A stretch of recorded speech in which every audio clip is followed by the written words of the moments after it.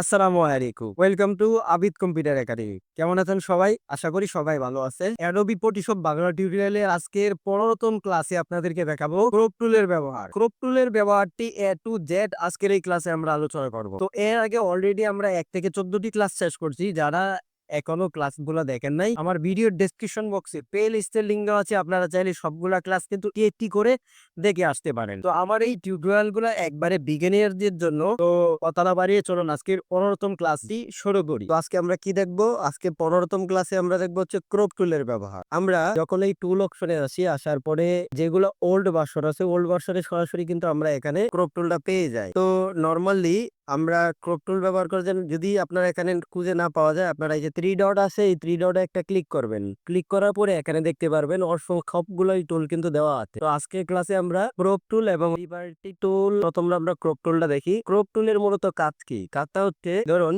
আমি একটা প্রথম ছবি এনে আপনাদেরকে দেখাই। ধরুন আমি এই ছবিটা আনছি, আনার পরে দেখেন ক্রপ টুলে ক্লিক করা অবস্থায় আমার পুরো ছবিটা কিন্তু সিলেক্ট হয়ে গেছে। এখন এটাকে আমি যদি এভাবে ছোট বড় করে যতটুকু করে নিতে চাই এতটুকু কিন্তু করে নিতে পারবো। ধরেন নরমালি আমি এতটুকু রাখলাম। এতটুকু রাখার পরে যদি যদি এন্টারে ক্লিক করি, এটা ক্রপ হয়ে যাবে। আবার যদি এই টিক মার্কে ক্লিক করি, তাহলে কিন্তু এটা ক্রপ হয়ে গেছে। দেখেন আমার এতটুকু কিন্তু ক্রপ হয়ে গেছে। এখন যদি আমি এর চাইতে বেশি বড় করতে চাই পিকচারটারে, তাও আমি করতে পারবো। ধরেন পুরোটা সিলেক্ট করলাম। সিলেক্ট করার পরে এই যে প্রত্যেকটা বর্ডারে কিন্তু অপশন দেওয়া আছে। এই অপশনের এখানে আসার পরে মাউস ধরে যদি এভাবে টেনে বড় করি, এখন যদি এন্টারে ক্লিক করি, তাহলে দেখেন ছবিটা কিন্তু নিচ দিয়ে বড় করতে পারছি। এখন কথা হচ্ছে, এই জায়গায় কেন সাদা আসলো?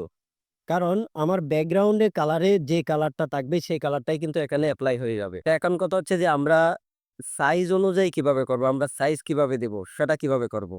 সেটা করার জন্য ক্রপ টুলে আসার পরে আমরা যখন উপরে আসি, উপরে আসার পরে এখানে দেখতে পাই, দেখেন রেটিও। এখানে কিন্তু অনেক সাইজগুলো দেওয়া আছে। আপনারা চাইলে এখান থেকে যেকোনো সাইজ কিন্তু নিতে পারেন। আর যদি কাস্টম সাইজ নিতে চান, যে আপনারা নিজে একটা পিকচার কিংবা কোনো একটা ডকুমেন্ট তৈরি করবেন, তার জন্য সাইজ লাগে, আপনারা এখান থেকে সাইজ নিতে পারেন। ধরুন আমি এখানে দিলাম 2, এখানে দিলাম হচ্ছে 4। এখন দেখেন আমার 2 এবং 4 দিছি, এটা কিন্তু অটোমেটিক্যালি সিলেকশন হয়ে গেছে। তো এখন যদি আমি এন্টারে ক্লিক করি, তার মানে এতটুক জায়গা আমার ক্রপ হবে। তো এটাই হচ্ছে মূলত ক্রপ টুলের ব্যবহার। এখন আমরা ক্রপ টুলে আরেকটা অপশন আছে, সেটা হচ্ছে পারফেক্ট টুল। এই টুলটা দিয়ে মূলত কাজ কি করা হয়? যদি একটা ছবি এনে আপনাদেরকে দেখাই, ধরেন এরকম একটা ছবি, মোবাইলে তোলা ছবি, এরকম প্রায় কিন্তু ছবি আসে। আপনি যদি দোকানদার হয়ে থাকেন কিংবা হচ্ছে নতুন শিখতেছেন, তো আমরা যখন মোবাইলে ছবি তুলি তখন কিন্তু এরকম আঁকা বাঁকা ছবি হয়। তো এই টুলের সাহায্যে কিন্তু আপনারা এই ছবিটাকে একবারে 4 কোণায় 4টি ক্লিক করে কিন্তু এই ছবিটি টিক করতে পারবেন। তো সেটা কিভাবে করবেন? আমরা এই টুলে আসার পরে আমরা যেটা করব, এই যে দেখেন প্লাস আইকন আসছে, প্রথম এক কোণায় প্লাস আইকনটা এভাবে ক্লিক করবেন। ক্লিক করার পরে পরের যে কোণাটা আছে সেই কোণায় একটা ক্লিক করবেন।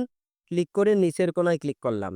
তো এইভাবে 4টা কোণায় একসাথে ক্লিক করবেন। ক্লিক করা অবস্থায় এখন যদি আমি এন্টারে ক্লিক করি অথবা যদি টিক মার্ক দেই, তাহলে কিন্তু দেখেন অটোমেটিকলি আমার এটা কিন্তু সোজা হয়ে গেছে। তো ঠিক এভাবে খুব সহজে আঁকাবাঁকা ছবিকেও আপনারা সোজা করে নিতে পারবেন এই টুলের সাহায্যে।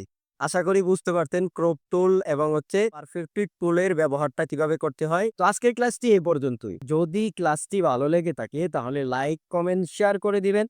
এরকম আরো ইন্টারেস্টিং ভিডিও পেতে যারা নতুন আছেন আমাদের চ্যানেলে, এখনো চ্যানেলটি সাবস্ক্রাইব করেনি, প্লিজ চ্যানেলটি সাবস্ক্রাইব করে বেল বাটনটি বাজিয়ে দিবেন। সবাই ভালো থাকবেন, সুস্থ থাকবেন। আসসালামু আলাইকুম ওয়া রাহমাতুল্লাহি ওয়া বারাকাতুহু।